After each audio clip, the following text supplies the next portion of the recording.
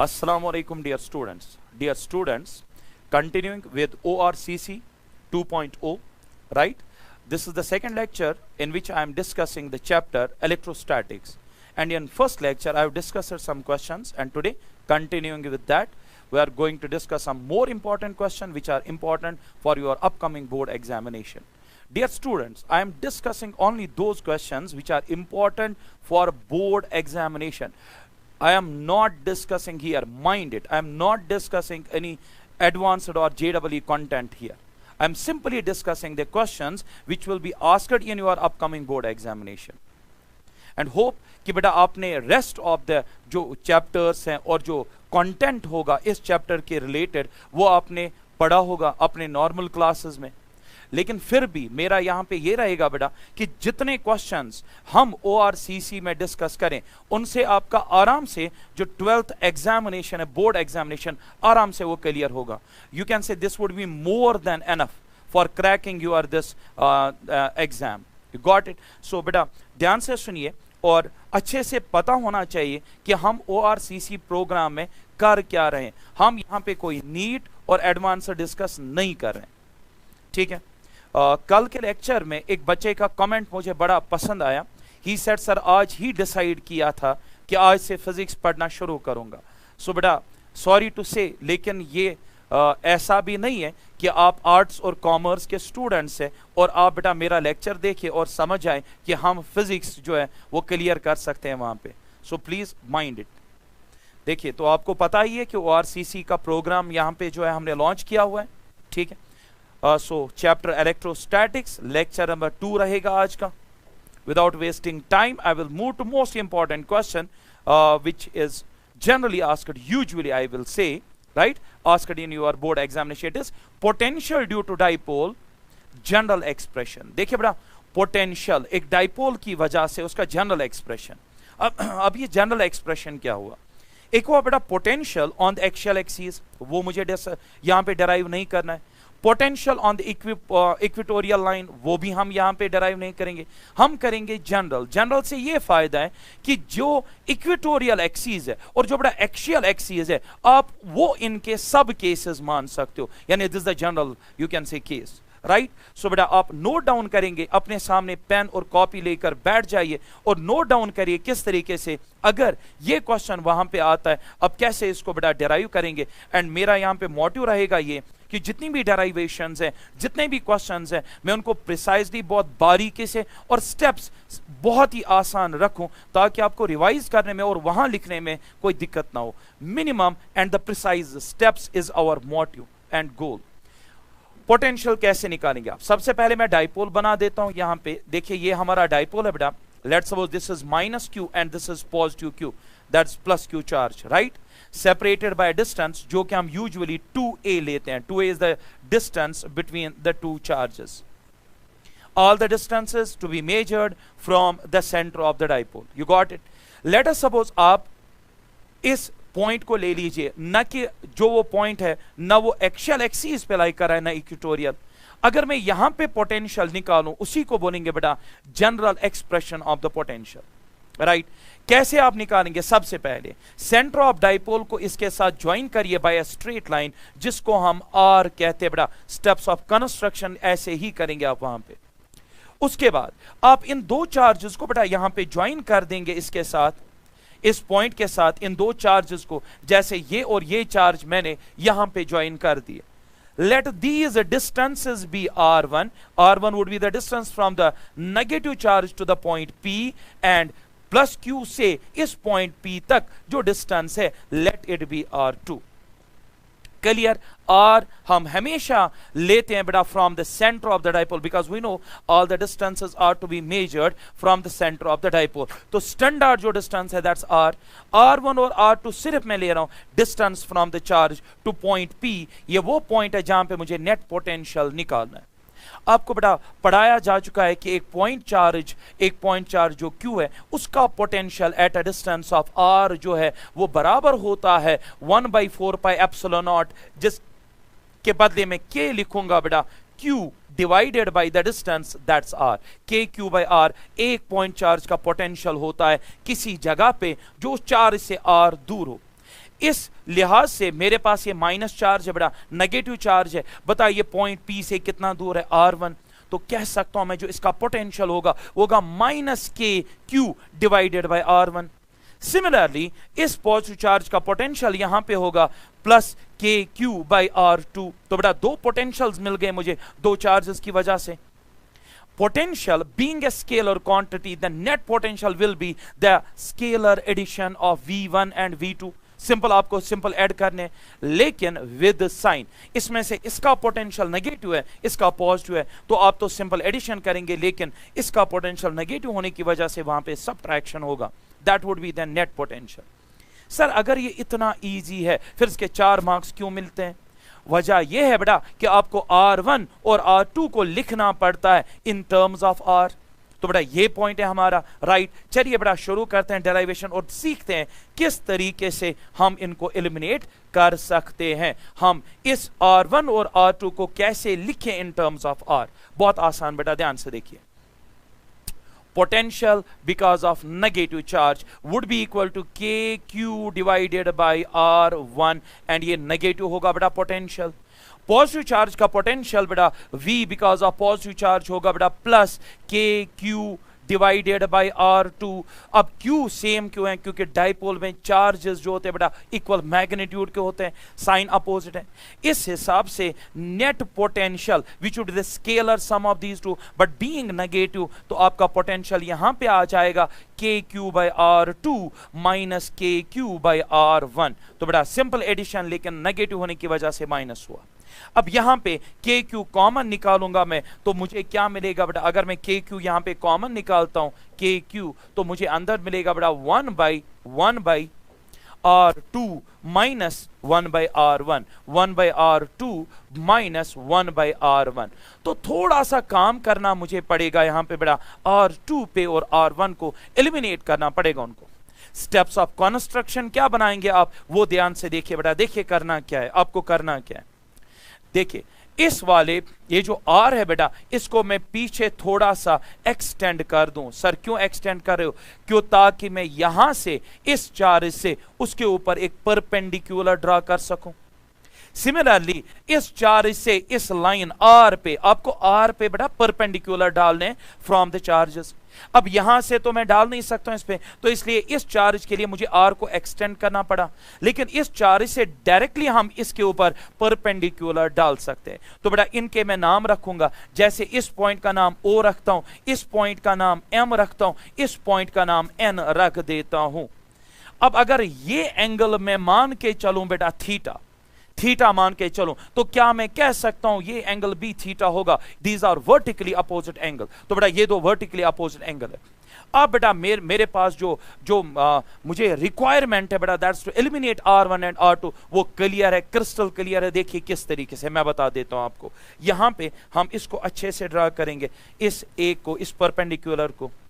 I think कुछ problem हो गई यहां पे, ठीक है चलिए कोई बात नहीं।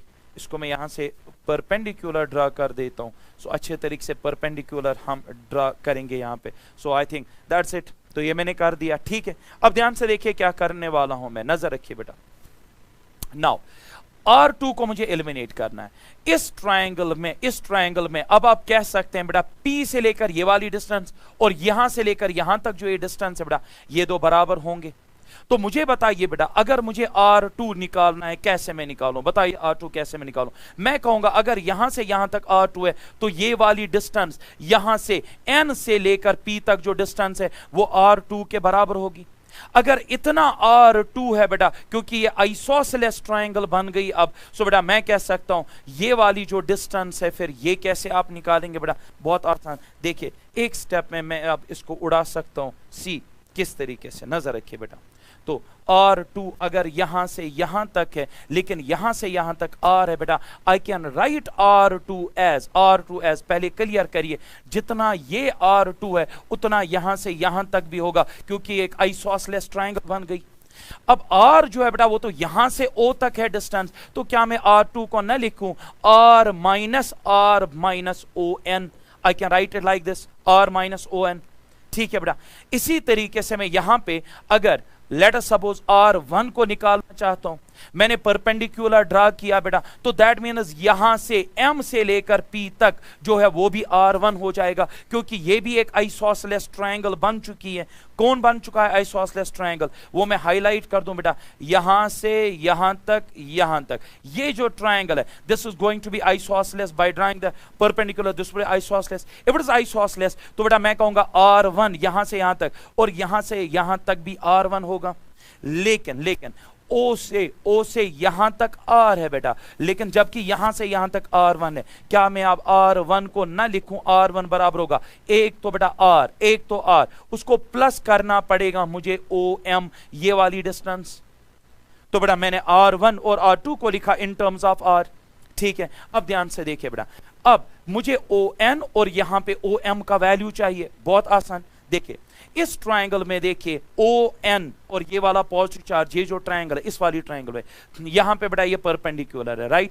अगर ये परपेंडिकुलर है, मुझे बताइए NO वाला कौन सा साइड हुआ? बेस वाला साइड, बेस वाला हुआ NO। और मुझे ये बताइए यहां से यहां तक कितनी डिस्टेंस है? दैट्स A, क्योंकि ये सेंटर ऑफ डाइपोल है, यहां से यहां तक A है बेटा।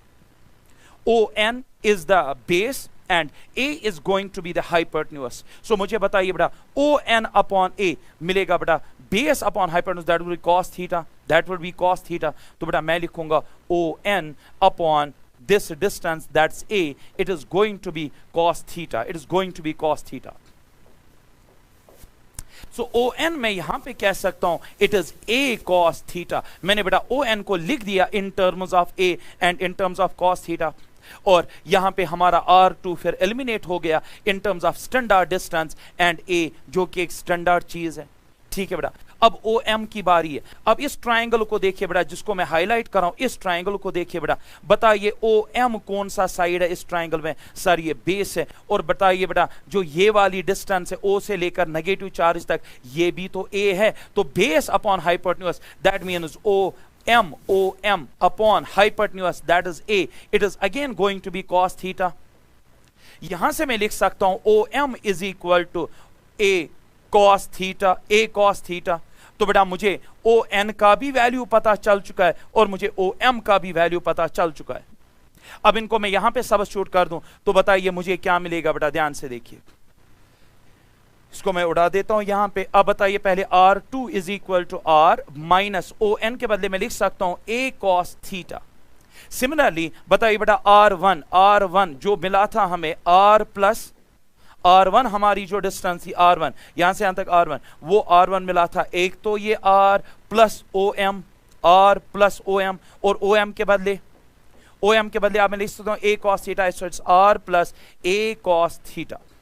ये बेटा दो एक्सप्रेशन है मेरे पास, ये R2 का वैल्यू है और ये R1 का वैल्यू है। I am going to substitute this in our standard equation, जो हमारी यहां पे जो हमने निकाल के रखा था, दिस वन, ये वाली इक्वेशन। इसमें मैं अब R2 और R1 जो इंसर्ट करने जा रहा हूं। देखिए इसमें इंसर्ट करिए, सो KQ, R2 का वैल्यू निकाला हमने, R2 का value is R minus A cos theta. तो यहां पे मैं सब्स्टिट्यूट करूंगा, it is 1 by R minus A cos theta, and similarly R1 के बदले में लिखूंगा R plus A cos theta. ये मैं ऐसे लिखूंगा यहां पे बेटा। अब यहां पे क्या करूंगा, ये टर्म यहां पे आएगी, ये इधर जाएगी, लेकिन माइनस टाइम्स ऑफ दिस, तो थोड़ा सा सॉल्व एंड दैट्स इट, और हमें आंसर मिल जाएगा बेटा। ध्यान से देखिए, अब आंसर जो है किस तरीके से आपको मिलेगा, बहुत आसान। सो इट्स KQ, ये टर्म इधर लाइए तो ये मिलेगा बेटा R plus A cos theta. अब माइनस टाइम्स ऑफ दिस यहां पे जाइए तो minus R plus A cos theta divided by this term into this term. तो यानी मुझे करना है R minus A cos theta, इसको मैं मल्टीप्लाई करूंगा बेटा R plus A cos theta. ये बेटा आ गया हमारा जस्ट बिफोर वन स्टेप। यहां तक आप पहुंचे तो दैट्स इट, डेरिवेशन जो है हमारी कंप्लीट हो जाएगी। देखिए बहुत आसान, R और R कट जाएगा बेटा। अब मिलेगा क्या मुझे, KQ, और ऊपर मिलेगा 2A cos theta, 2A cos theta divided by, ये देखिए बेटा यहां पे फॉर्मूला है A minus B A plus B, यानी ये है बेटा A plus B and A minus B की फॉर्मूला। इसको मैं लिखता हूं A square minus B square, यानी R square minus A square cos square theta, ये इस तरीके से मिलेगा बेटा। अब हमें पता है a जो होता है इन कंपैरिजन टू r बहुत ही स्मॉल होता है, सो a is far far less than r, तो a बहुत ही छोटी टर्म है, so that means a square और छोटा होगा r स्क्वायर के कंपैरिजन में। तो बेटा इस टर्म को हम जो है ड्रॉप कर सकते हैं, नेग्लेक्ट कर सकते हैं। तो मेरा जो रिजल्ट है वो क्या मिल गया बेटा फिर, so that's k q into 2a cos theta divided by r square, ये मेरा रिजल्ट बना। So just you can write Q into 2a, इसके बदले बेटा P लिखा जा सकता है, द डाइपोल मोमेंट। सो मुझे आंसर मिल गया K Q into 2a के बदले P upon R square into cos theta. This is the potential in general. So potential किसी भी जनरल पॉइंट पे बराबर है बेटा, that's equal K P divided by R square into cos theta. ये है बेटा general equation of the potential. इसका पीडीएफ बना के आपको बेटा भेज दिया जाएगा, ठीक है। सो आपको बेटा इसके जो है नोट्स मिल जाएंगे, ठीक है, पीडीएफ फॉर्म में आपको ये मिल जाएगा। ये सबसे आसान तरीका था बेटा जनरल पोटेंशियल को सॉल्व करने का। देखिए हमने कुछ ज्यादा किया नहीं, जस्ट आपको एक डायग्राम बनानी है, एक ब्यूटीफुल सी डायग्राम बनानी है जिसमें दो चार्जेस की असेंबली है बेटा। फिर आपको क्या करना है, एक लाइन ड्रा करनी है उस पॉइंट तक जहां पे पोटेंशियल निकालना है, that's going to be R. और बेटा थोड़ी सी कंस्ट्रक्शन करेंगे ताकि हम इन डिस्टेंसेस r1 और r2 को लिख सकें in terms of r and a। That's it. So this was our first question. चलिए बेटा मूव करते हैं आप नेक्स्ट क्वेश्चन पे, and what's it, derive an expression for capacitance, principle of capacitor and expression for capacitance of parallel plate with और without dielectric. ये हमारा question है बेटा।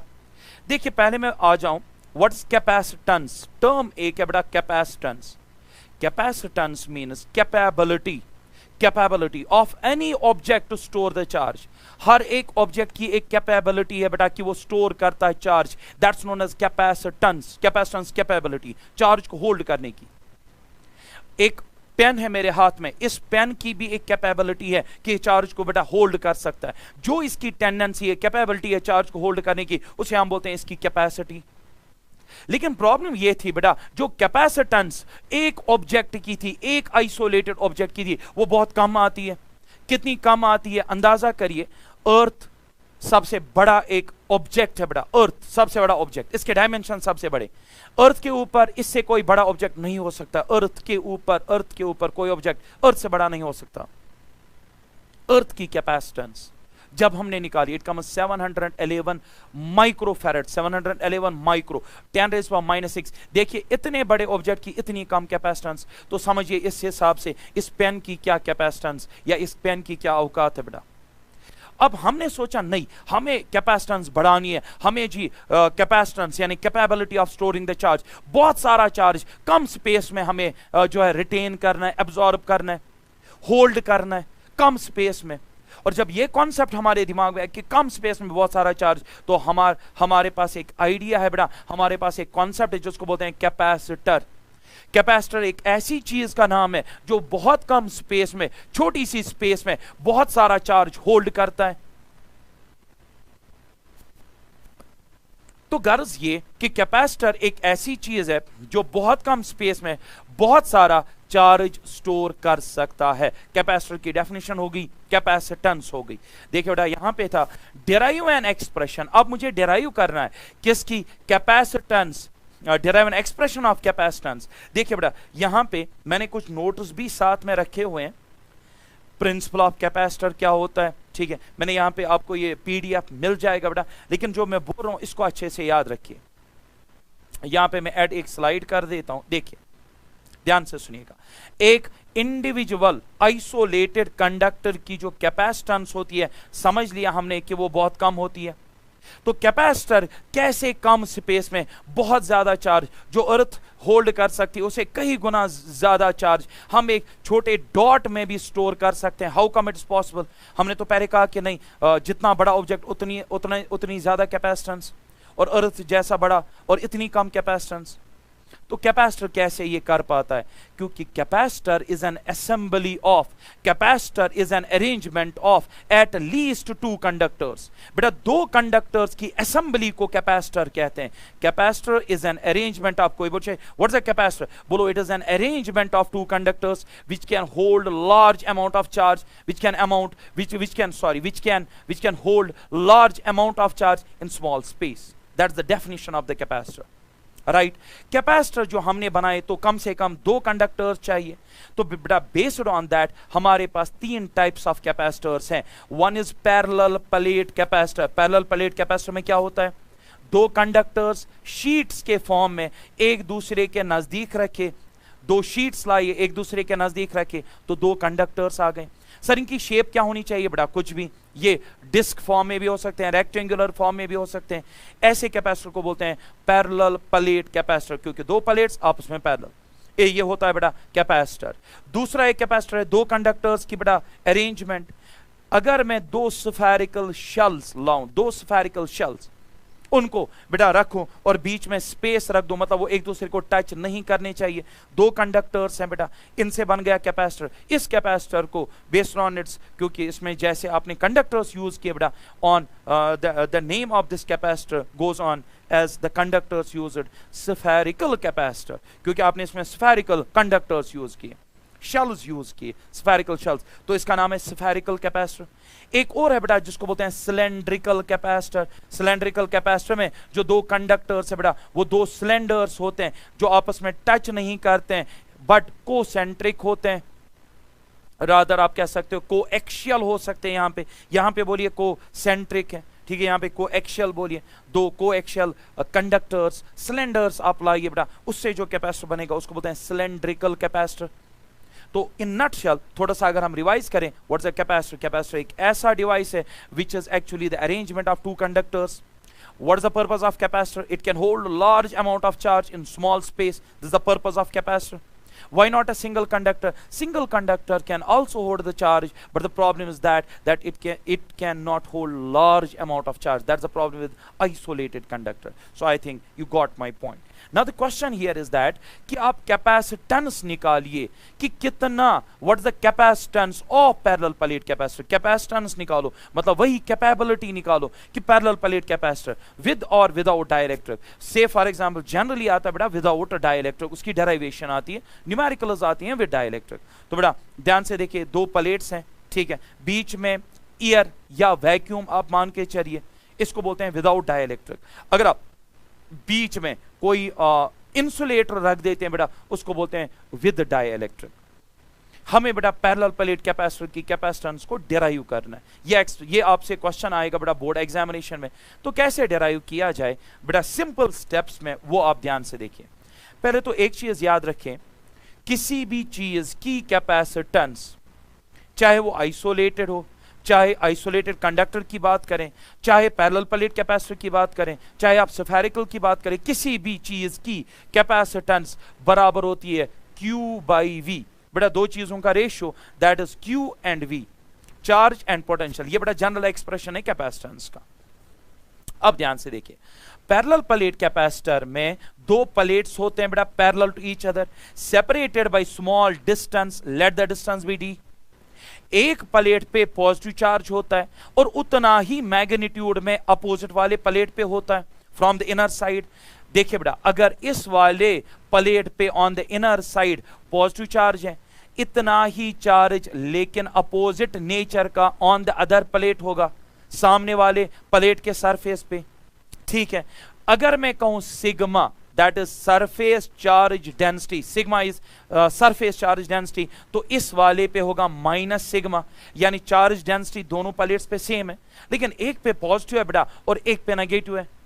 अब ध्यान से देखिए, मैं एक पॉइंट लेता हूं बिटवीन द प्लेट्स, वहां पे इस प्लेट का भी इलेक्ट्रिक फील्ड होगा और वहां पे इस प्लेट का भी इलेक्ट्रिक फील्ड होगा। इस प्लेट का जो इलेक्ट्रिक फील्ड यहां पे होगा बेटा, वो राइट वर्ड्स होगा, क्योंकि पॉजिटिव है तो अवे होगा। इस नेगेटिव प्लेट का जो इलेक्ट्रिक फील्ड होगा, क्योंकि ये नेगेटिव प्लेट होगा तो वो इसकी तरफ होगा।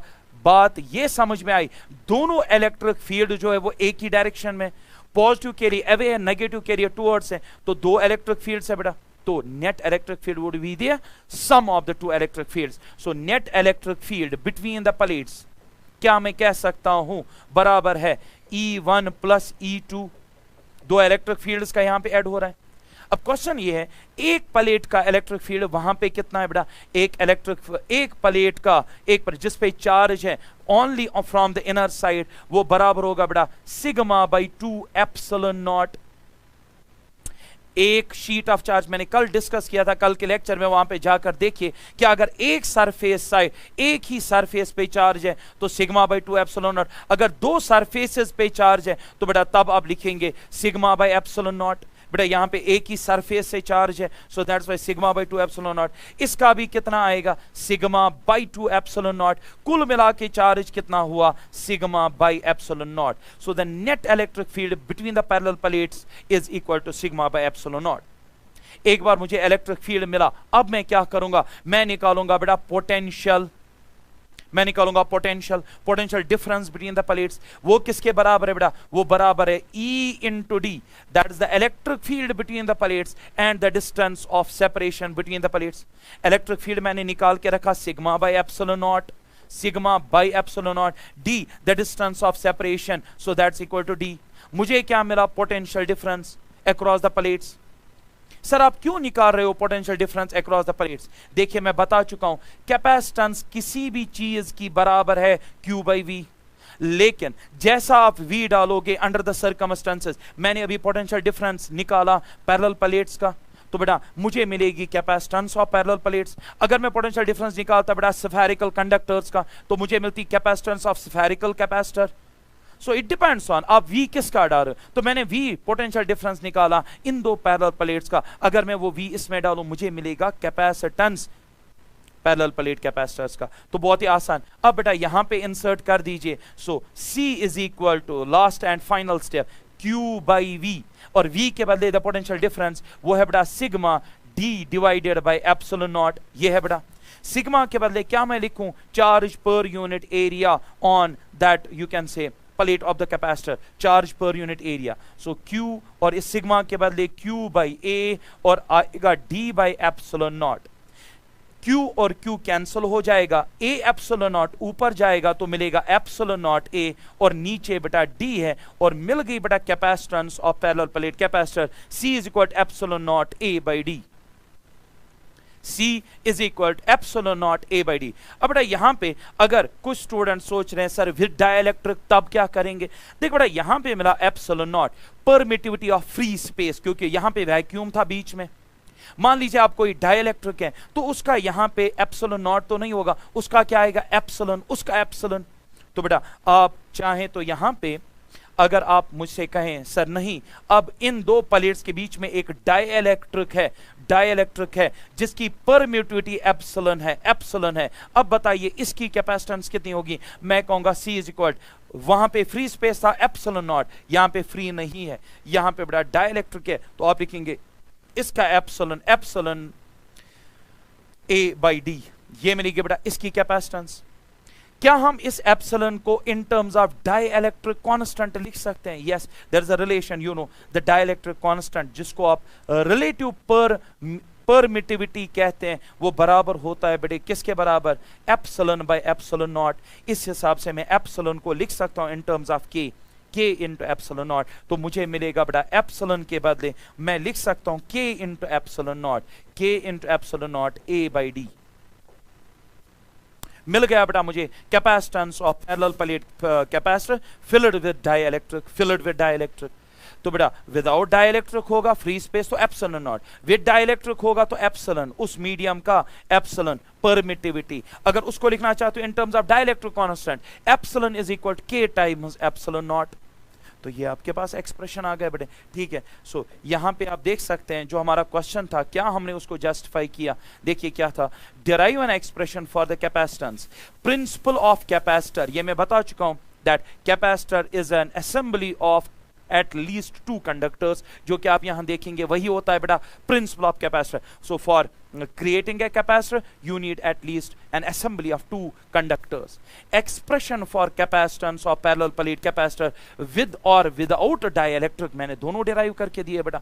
और यहाँ पे आप याद रखें principle. देखिए मैंने लिखा हुआ है the principle of capacitor is the ability of the two conductors. ये देखिए बेटा, तो principle ये है कि आपको कम से कम लाने पड़ेंगे दो conductors. The principle of a capacitor is the ability of two conductors to store an electric charge. When a capacitor is charged, one conductor accumulates positive charge while the other conductor accumulates equal amount of negative charge. एक पे अगर positive है उतना ही बड़ा दूसरे पे लेकिन negative. ठीक है. The amount of the charge that a capacitor can store is determined by its capacitance. एक कैपेसिटर कितना होल्ड कर सकता है चार्ज, उसी को हम उसकी कैपेसिटेंस बोलते हैं. मैंने बड़ा पूरा यहाँ पे देखिए एक्सप्रेशन भी लिखा हुआ epsilon naught A by D which I have derived during the lecture, right? C is the capacitance वगैरह. तो ये चीजें मैं आपको PDF के फॉर्म में मिल जाएंगे.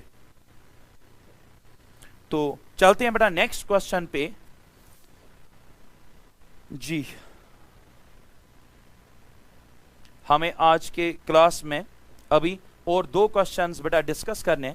ये वाला क्वेश्चन देख लीजिए. Derive an expression for the torque experienced by dipole in uniform electric field. ये वाला हमें क्वेश्चन ये डेराइव करना है. दूसरा जो क्वेश्चन है इक्विपोटेंशियल सरफेसेस, जब वो आता है बेटा उसमें डेरिवेशन तो है नहीं, उसमें पॉइंट्स हैं. मैंने पूरा नोट जो है यहाँ पे उसके लिए लिखा हुआ है, लेकिन मैं उसको जस्टिफाई करूंगा कि इक्विपोटेंशियल सरफेस होती क्या है. कॉन्सेप्चुअली मैं समझाने की कोशिश करूंगा व्हाट आर इक्विपोटेंशियल सरफेसेस. चलिए बेटा समझते हैं पहले torque on dipole in uniform electric field. देखिए बेटा ये क्या है. Say for example this is the uniform electric field, right? And in this uniform electric field I have placed an electric dipole. Right? So let's suppose this is the negative charge and this is the positive charge. Making an angle of, let us suppose this dipole makes an angle of theta. Sir, मतलब क्या बना रहा है, किसके साथ angle बना रहा है. बेटे पहले ये समझिए this negative charge this positive charge, तो बेटा इसके लिए डिफाइन होगी dipole moment. The dipole moment of this dipole would be from -q to +q. ये जो डाइपोल मोमेंट है इट्स अ वेक्टर क्वांटिटी. और यहां से क्या है बेटा, यहां से इलेक्ट्रिक फील्ड है.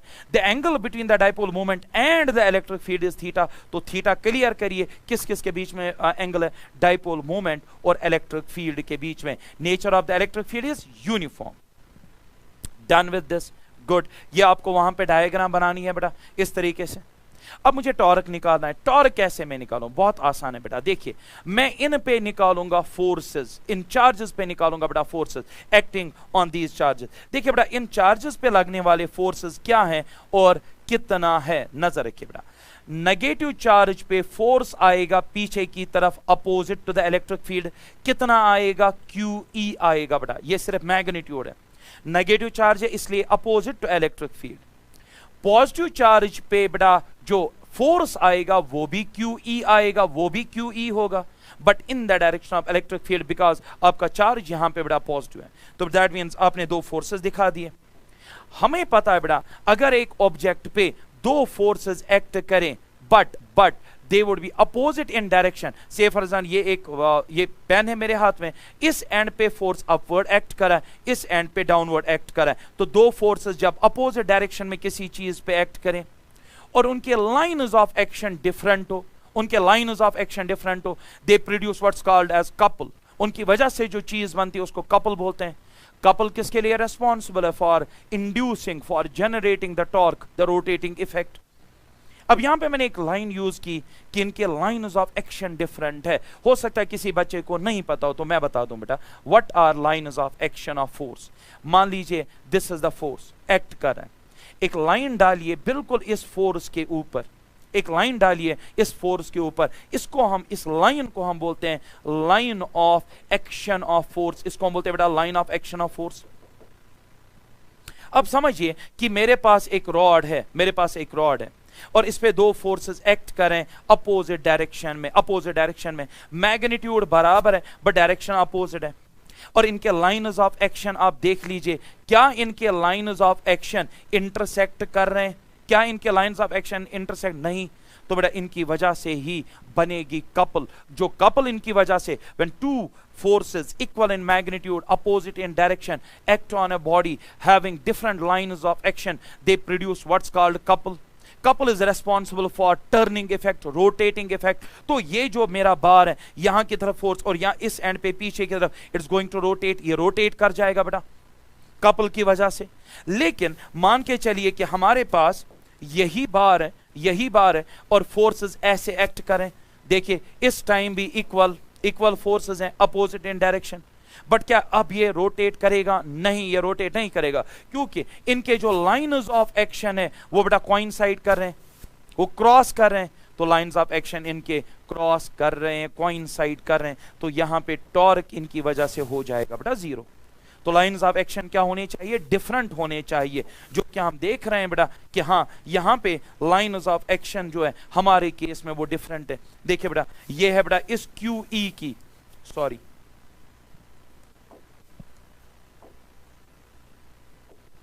एक सेकंड बेटा,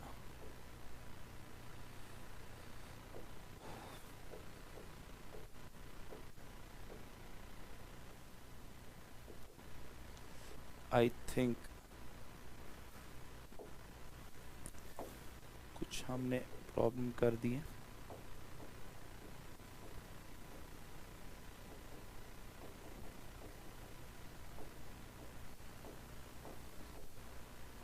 जी इस वाली चीज पे आए थे हम, ठीक है, but the problem is that कि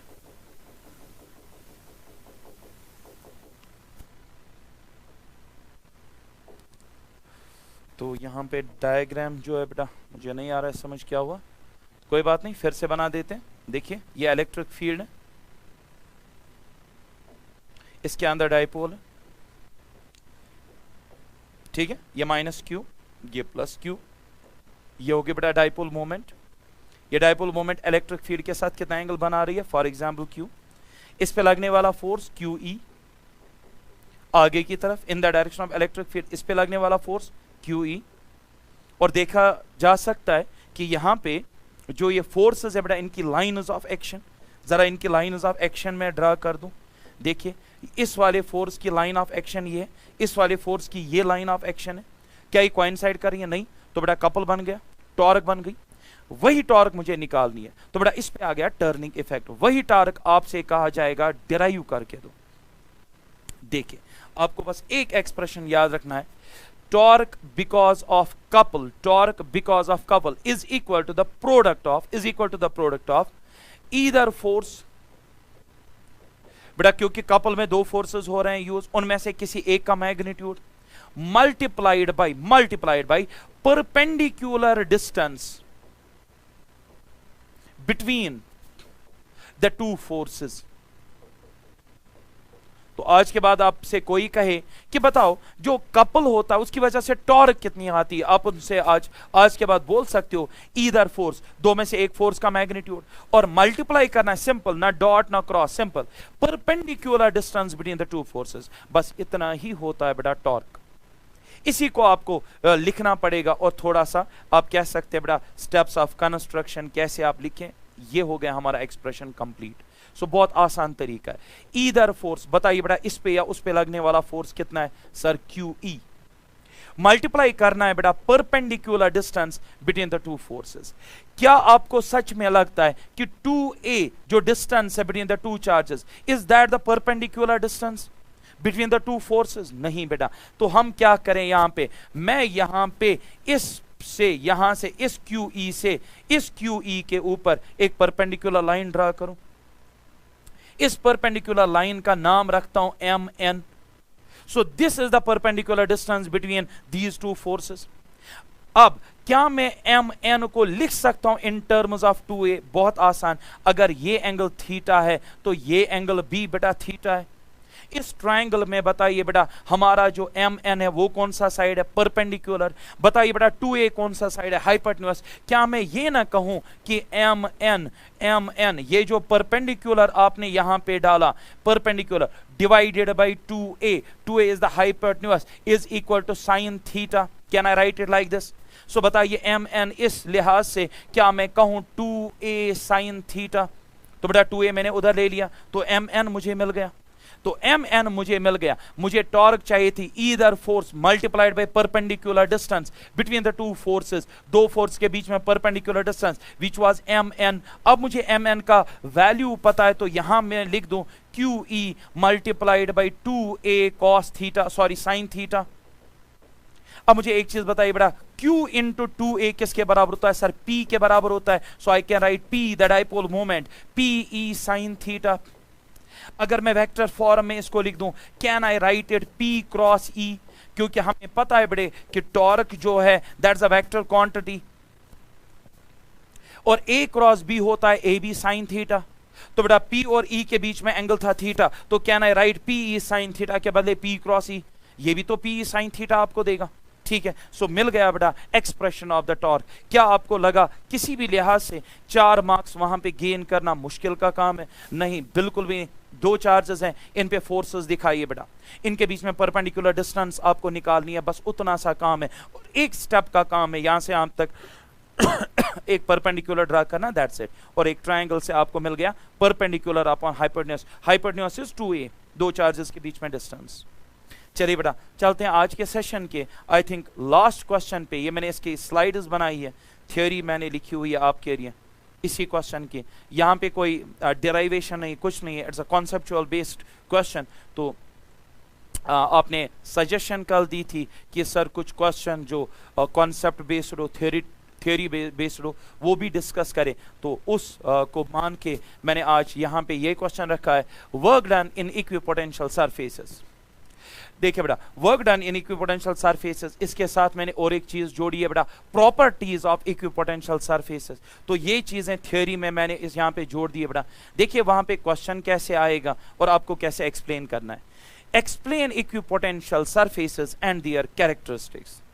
तो पहले समझना पड़ेगा व्हाट आर इक्विपोटेंशियल सरफेसेस। तो मैंने तो थ्योरी में लिखा हुआ है सब कुछ, लेकिन मैं अपने तरीके से समझाऊंगा व्हाट आर इक्विपोटेंशियल सरफेसेस। देखिए बेटा, पॉइंट्स, पहले आप वो ये एक पॉइंट समझिए, दैट्स इट। वो पॉइंट्स स्पेस में जिन पे पोटेंशियल बराबर हो, वो पॉइंट्स स्पेस में जहां जहां पोटेंशियल बराबर हो, उनको बोलते हैं इक्विपोटेंशियल पॉइंट्स। तो वो पॉइंट स्पेस में जिन पे पोटेंशियल बराबर हो, उनको बोलते हैं इक्विपोटेंशियल पॉइंट्स। एक ऐसी सरफेस जो ऐसे पॉइंट्स को मिलाए, एक ऐसी हाइपोथेटिकल इमेजिनरी सरफेस जो उन पॉइंट्स को मिलाए जिन सारे पॉइंट्स पे पोटेंशियल एक जैसा है, ऐसी सरफेस को बोलते हैं बेटा इक्विपोटेंशियल सरफेस। तो आप वहां डिफाइन करेंगे equipotential points are the points where the potential is equal and an imaginary surface which connects which joins all such points which the locus of all such points is known as equipotential surface. लेकिन समझिए कि अगर 3 dimensional में आपको ऐसे points मिले जहां पे पोटेंशियल बराबर है 3 डायमेंशन में, तो बताइए बेटा उस स्पेस को क्या बोलेंगे? Equipotential volume. तो बेटा यहां पे समझना, अगर एक सरफेस ऐसे पॉइंट्स को मिलाती है कि जहां पोटेंशियल हर जगह सेम है, ऐसी सरफेस का नाम है इक्विपोटेंशियल सरफेस।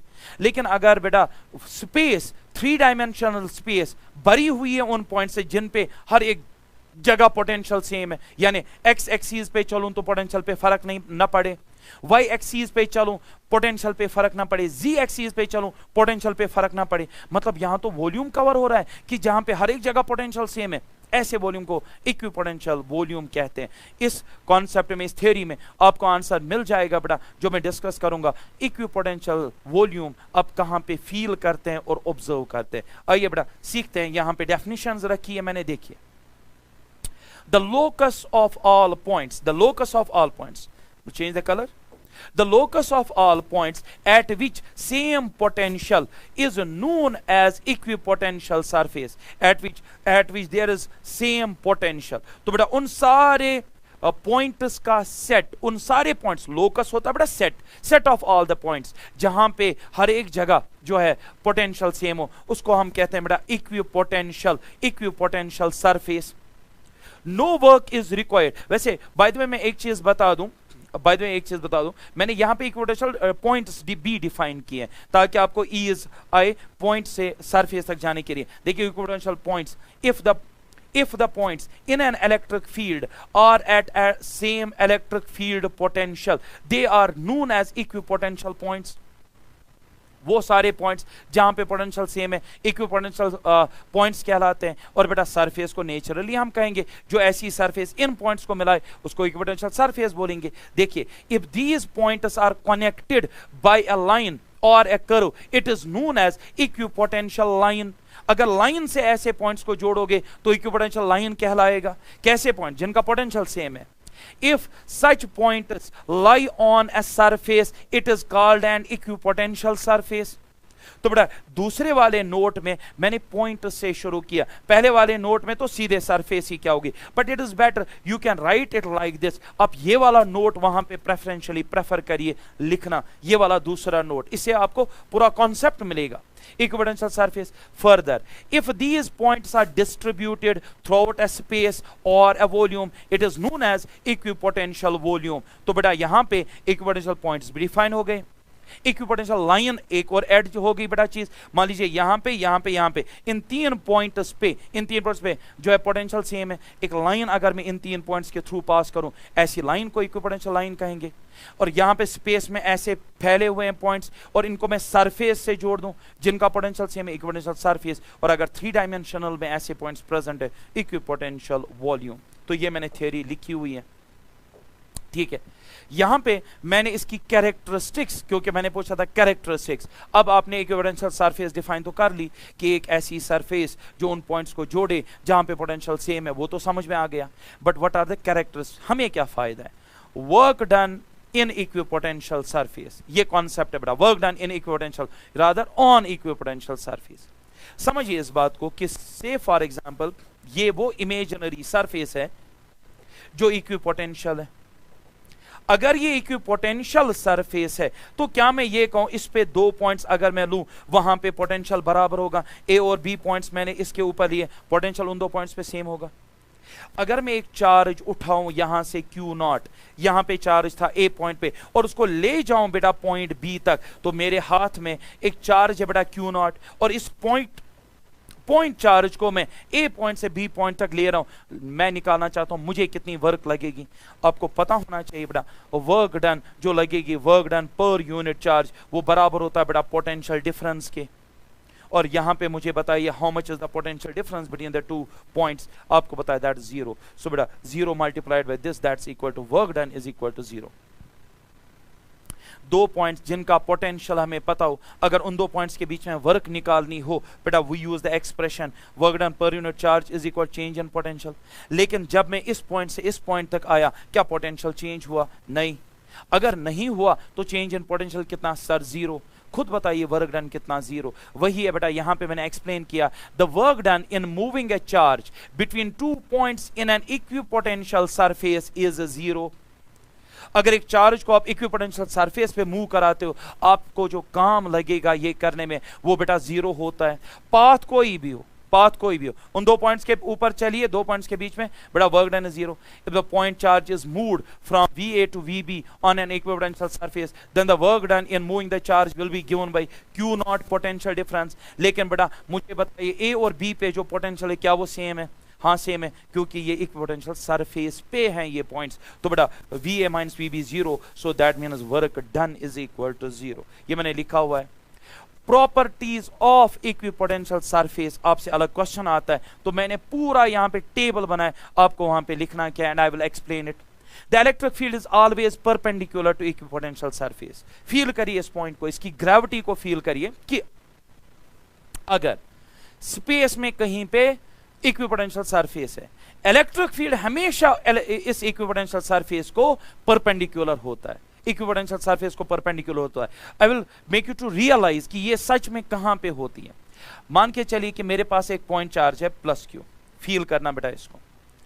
अगर मैं इस पॉइंट चार्ज के इर्द गिर्द एक स्फेरिकल शेल सरफेस ड्रा करूं, हाइपोथेटिकल इमेजिनरी स्फेरिकल शेल मैंने बना दिया इसके अराउंड, मैं कह सकता हूं ये जो मैंने स्फेरिकल शेल बनाया of radius r, it is an example of equipotential surface. It is an example of equipotential surface. अब आप बोलेंगे सर कैसे? बेटा इक्विपोटेंशियल सरफेस क्या हुआ? जहां पे जिस सरफेस के ऊपर हर एक जगह पोटेंशियल सेम हो। जरा बताइए यहां पे पोटेंशियल कितना होगा? इस पॉइंट पे और इस पॉइंट पे, 2 पॉइंट्स ले रहा हूं, ए और बी। देखिए पॉइंट चार्ज का पोटेंशियल होता है के क्यू बाई आर, के क्यू बाई आर वो आर है, के क्यू बाई आर इस पॉइंट पे, के क्यू बाई आर इस पॉइंट पे। That means this is an equipotential surface, क्योंकि इसके ऊपर हर एक जगह पोटेंशियल सेम है। और अगर मैं आपसे कहूं कि मेरे हाथ में एक चार्ज है और इस चार्ज को मुझे बेटा लेना है, एक चार्ज है प्लस क्यू, यहां से ले रहा हूं और जा रहा हूं यहां तक जा रहा हूं, बताइए मुझे कितना काम लगेगा? तो बेटा अभी निकाला वो काम होगा 0, क्योंकि इन 2 पॉइंट्स पे पोटेंशियल बराबर होने की वजह से Q डेल V 0 हो जाएगा, तो वर्क नहीं लगेगी बेटा। वही हम बात कर रहे थे, पाथ कोई भी हो, अब कहीं से भी आ जाए, अब बेटा इस तरीके से डायरेक्ट जाए यहां से यहां तक, अब ऐसे इस पाथ पे से चल के जाए और ए तक पहुंचे। अगर आप 2 पॉइंट्स पे जाते हैं, पाथ कोई भी हो बेटा, लेकिन दोनों पॉइंट्स होने चाहिए एट सेम पोटेंशियल, वर्क हर एक पाथ पे जो लगेगा वो बेटा होगी 0। The work done on every path would be equal to 0।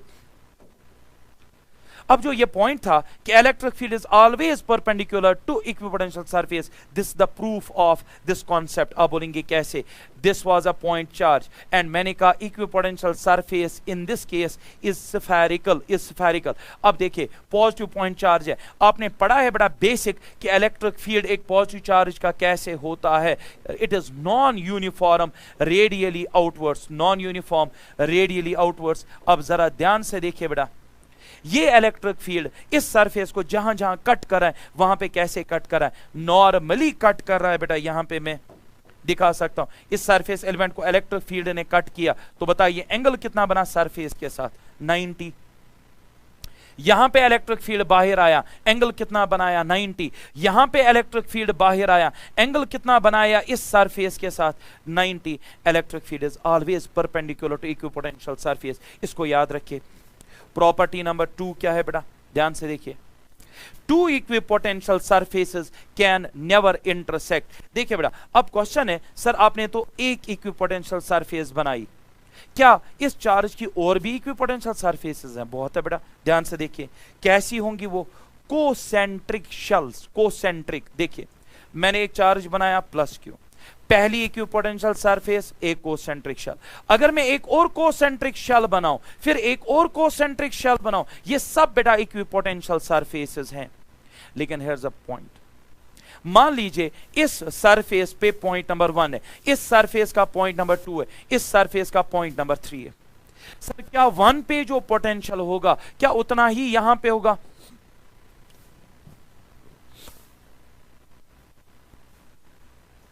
देखिए पॉइंट 1 बिलोंग करता है इस सरफेस पे, इस सरफेस पे जहां कहीं देखो पोटेंशियल सेम होगा, V1 V1 V1 V1। इस सरफेस को देखो, इस जगह V2 पोटेंशियल है, इस जगह भी V2 होगा, इस जगह भी V2 होगा, इस जगह भी V2 होगा।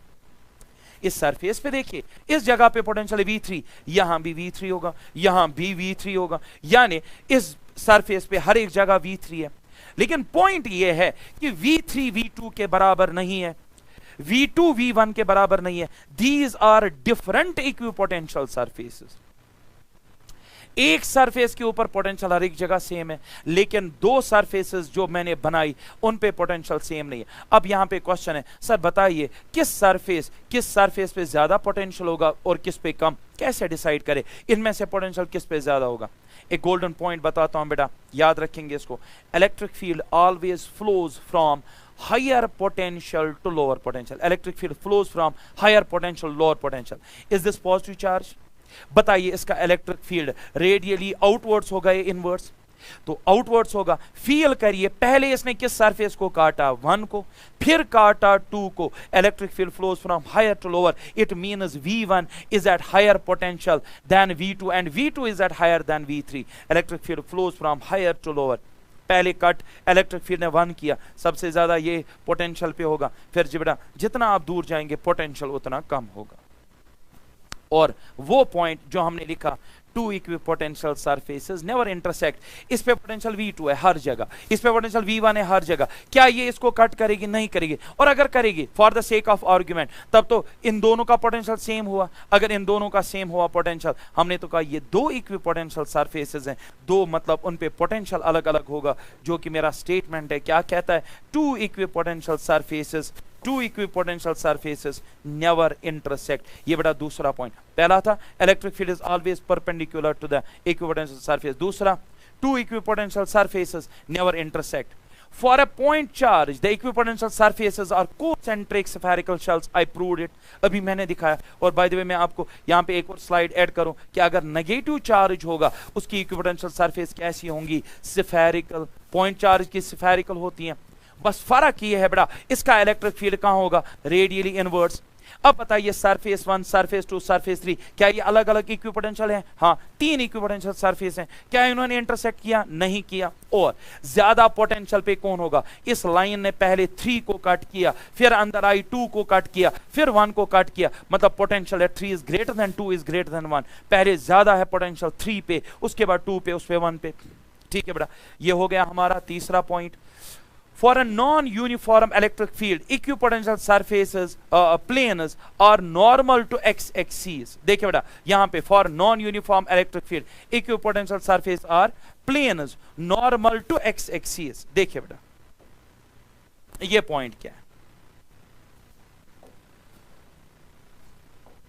अब मुझे बताइए, जो मैंने पॉइंट चार्ज का इलेक्ट्रिक फील्ड बना दिया, पॉइंट चार्ज का, ठीक है, मैंने बना दिया। Is this electric field uniform और non uniform? It's non uniform. और अगर मैं एक्स एक्सिस डालूं, जरा देखिए ये सरफेसेस एक्स एक्सिस को कैसी हैं बेटा? They are perpendicular to X axis. Non uniform electric field है ये, ठीक है। मैंने इक्विपोटेंशियल सरफेसेस बना दी। बताइए एक्स एक्सिस के साथ क्या एंगल बना रही हैं? They are making an angle of 90। बेटा ऐसे यहां पे आपको बहुत सारे पॉइंट्स मिलेंगे और मैं यहां पे जो है इन पॉइंट्स को एक डायग्राम में समेटूंगा। ध्यान से सुनिएगा बेटा, अगर मेरे पास आज के बाद देकर होगा इलेक्ट्रिक फील्ड वहीं से for example this the electric field, मुझे इलेक्ट्रिक फील्ड यूनिफॉर्म देकर है, मुझे इसकी इक्विपोटेंशियल सरफेस बनानी है। कैसे बनाऊं? हमने पॉइंट क्या कहा पहला कि इक्विपोटेंशियल सरफेस वो होती हैं जिन पे इलेक्ट्रिक फील्ड परपेंडिकुलर होता है। अगर मैं ऐसे एक प्लेन ड्रा करूं, ऐसे एक प्लेन ड्रा करूं, देखिए ये प्लेन पे इलेक्ट्रिक फील्ड परपेंडिकुलर है, this is the equipotential surface. Sir एक ही होगी या बहुत सारी होंगी? नहीं बेटा, ये भी इक्विपोटेंशियल सरफेस है। सर क्या अगर इस सरफेस पे पोटेंशियल यहां पे कुछ है, क्या उतना ही यहां पे होगा? हाँ होगा। लेकिन सर जो पोटेंशियल यहां पे होगा, क्या वो इस सरफेस पे भी होगा? नहीं होगा। सर दो में ज्यादा कौन? इसका नाम ए, इसका नाम बी। बेटा electric field flows from higher to lower. बेटा potential at point A at surface A will be greater than potential at surface B. तो बेटा यही चीज है। इलेक्ट्रिक फील्ड मुझे देकर है ऐसा, this is the non uniform, और मुझसे उल्टा कहा गया कि बनाओ इसकी equipotential surface. Electric field is always perpendicular. तो बेटा मेरा इस तरीके से आएगा इक्विपोटेंशियल, ऐसे आएगा इक्विपोटेंशियल सरफेस ताकि वो पॉइंट वायलेट ना हो कि electric field is perpendicular to the surface. तो याद रखें यूनिफॉर्म इलेक्ट्रिक फील्ड का इक्विपोटेंशियल सरफेस क्या होता है? वर्टिकल प्लेन्स होते हैं। पॉइंट चार्ज या नॉन यूनिफॉर्म का इलेक्ट्रिक फील्ड का ये कैसा होता है? Equipotential surfaces they are the curves, they are the curves बेटा, ठीक है। तो आई थिंक जो इक्विपोटेंशियल सरफेसेस हैं, अब अगर वहां पे क्वेश्चन आता है यू कैन जस्टिफाई इट। कल फिर से मैं और 2-3 क्वेश्चन जो है बेटा मोर इंपॉर्टेंट, ठीक है, वो हम डिस्कस करेंगे कल के लेक्चर में। सो मिलते हैं बेटा कल के लेक्चर में। Thanks so much.